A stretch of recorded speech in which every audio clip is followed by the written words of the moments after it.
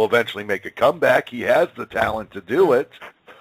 But, at the same, which is why I always say that with what we see out of Ross Lynch, I believe, was only meant to be, I thought he was only meant to be R5 and R5 only.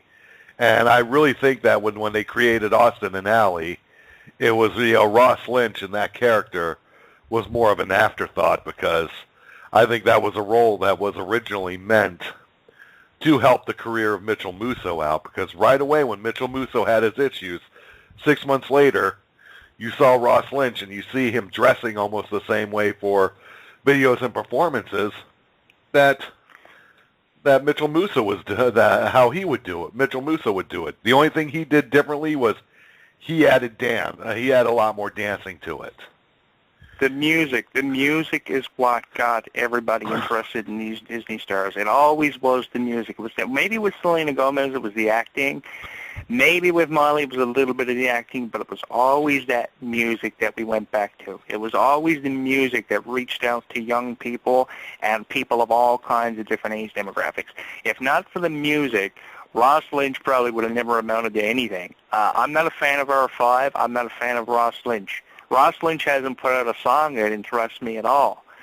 Better in Stereo by Dove Cameron does circles around a song like Be Here Without You, which is the theme song of Austin and Allie. And that probably is the only song that he ever put out that was actually worth talking about or playing on Disney radio. If you want to talk about songs that people are putting out, talk about the Zendayas, talk about the Dove Camerons. And I may be sounding like a sexist when I say, let's talk about all these Disney Channel stars. But the fact is, the female portion of these Disney stars are the ones putting out. And the ones that are putting out are the ones that are off contract with Disney, like Mitchell Musso, who you just mentioned there. And those are the ones that Disney doesn't want anything to do with. So I think what it's time for Disney to do is, if you're wanting to focus on your male portion of your stars, go back to the drawing board. Go back to your talent agencies, find new talent, and then throw them together with these female stars, and then you're going to start creating. See, this is why Disney will not hire me as the COO or the CEO of the company, because I have a sense of direction. They are afraid to hire me. That's why on the phone when me and Bob were trying to get a hold of Disney a couple of years ago, Disney said I was a smart man, because they know that people like us are smart. But the thing is, they don't listen to fans. They don't listen to us. And if they listen to us, I think Disney would be a lot better than what they are. Well, this is also what really puts Nick over a hump with Disney, because, with the exception really to Britney Spears' sister getting pregnant just to get out at a young age to get out of her contract with Zoe 101. Look at what they've produced. I don't see one person, I fear for Jeanette McCurdy, but I don't see one person having to talk about their addiction to drugs or trying to do anything just to stay relevant. You got Victoria Justice, who's turning a corner. You got Ariana Grande turning a corner. Elizabeth Gillies is getting ready to turn a corner, in her career. Ariana Grande. When she stops kissing other girls, she'll turn a corner. I don't know that now. That whole thing that they put on Instagram was not meant to go on Instagram. It did. And if you look at the two of them, they didn't take it seriously at all when they did it. They were almost fearful of it. It's just, those two just playing around. It's just, that's the type of thing. And that's where Nick wins over Disney. Nick does not have the same quality shows that Disney has. Disney was really in a dry spell where Shake It Up was all they had. Was all they had. The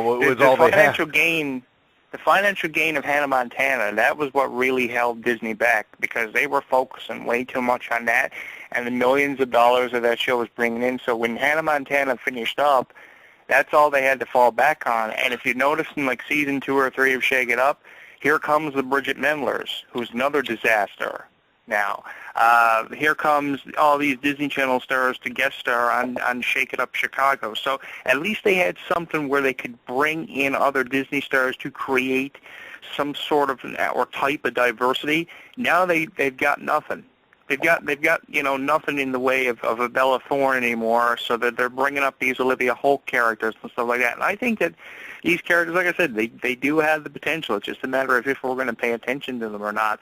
I know that Olivia Holt is going to be performing at the gymnastics competition for ABC Family, I think this weekend. So hopefully she's going to get the viewers up for that. And I know that Miranda Cosgrove has been posting a lot of stuff, too, on Facebook. I don't know if she's getting ready to make a comeback or not. But I think where Disney is really putting out now is like with this Disney Infinity 3.0 and stuff like that with the Star Wars characters and Marvel kind of coming into it. I think that was a great move.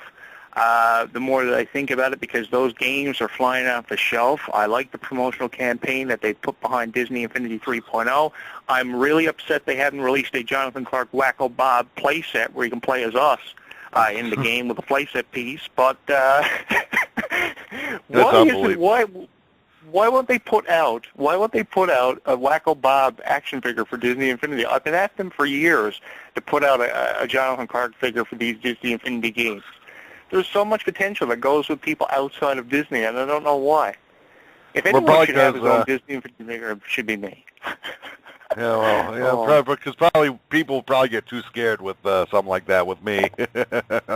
Well, probably. Oh man. As far as something else that's on my mind too. We got to mention this.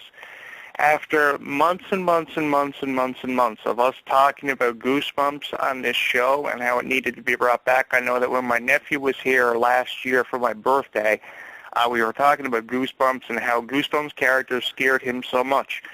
We have finally done it after about 2.5 years. We obviously, Hollywood, have listened to us, and because of Jonathan Clarke and Wacko Bob, as of October 31st, Goosebumps is back. We've got a full-length motion picture on the way with Morgan's friend Jack Black playing the role of R.L. Stine. Now, guys, do you think that Wacko Bob looks more like R.L. Stine? I think he does, and I mentioned this to Bob a lot of times over the years, that he looks like R.L. Stine with the glasses, the partially bald head, some of his hair, or did you shave all that off?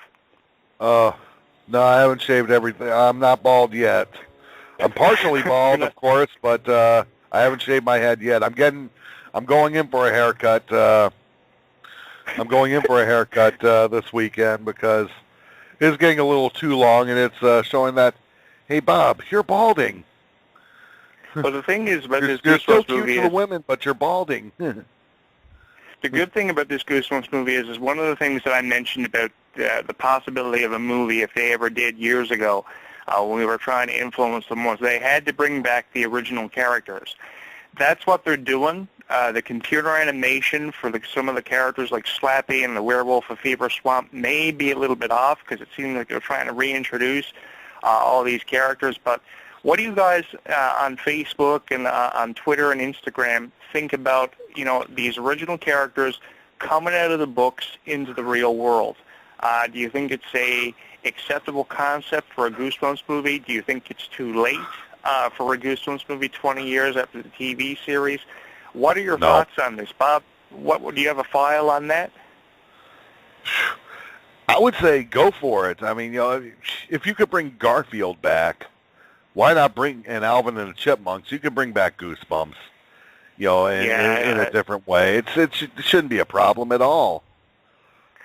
It should be. Now, basically what the concept of this movie is R.L. Stine moves across the road from some guy who has a mom who has a teaching job. They relocate. They move next door to R.L. Stine. R.L. Stine has an issue with them staying on the other side of the fence, and they sneak into the house. They find all the Goosebumps transcripts, and they unleash the Goosebumps characters into the real world, without the exception of Jonathan Clarke and Wacko Bob. Again, how come we are not getting any endorsements? We're putting all the ideas into Hollywood's head, but we're not getting none of it. I don't know, man. I just think I think they're looking at us and saying, "Oh, they're just trying to collect an easy check." I don't know. The they got to do something because, I mean, we're in line for endorsements. We're putting all these creative ideas into people's minds, and I think we deserve that. WWE 2K16 comes out next week, or within the next 2 weeks at least. I don't like the idea of the all-season pass and like 2K Showcase every year getting absolutely terrible. This year's campaign focuses on feuds that we've forgotten about, like the Outsiders versus Harlem Heat, Aaron Anderson versus Ric Flair. What kind of direction they're trying to take these video games in, I really don't know. I think that it's terrible that they only give you a watered-down campaign, no matter if you're playing on PlayStation 4 or Xbox One. You have to pay for all the additional content. It's ridiculous what WWE are doing here. And again, Triple H, who I'm going to get into in a little bit here, I'm pointing the finger at him. He's the blame for all this. What do you think of the 2K16 game, Bob? I gotta say that I haven't really seen it yet. The last system I really saw was the 2K14 game, which was Xbox 360. I've been hearing a lot about Xbox One not getting a lot of love, and WWE has cheapened up on a lot of things. But then look at where WWE's ratings have been lately. But again, Triple H is the reason for that, and how he's treated Sting. That's ridiculous. How they're treating Sting is terrible. He loses at every major pay-per-view they do now. I mean, it's just, and now Sting's broke his neck. I mean, this was not. When I saw Sting versus Triple H at WrestleMania, I just looked at this thing and I said, this is one that would have been good 15 years ago. This would have been a good match 15 years ago, 20 years ago. I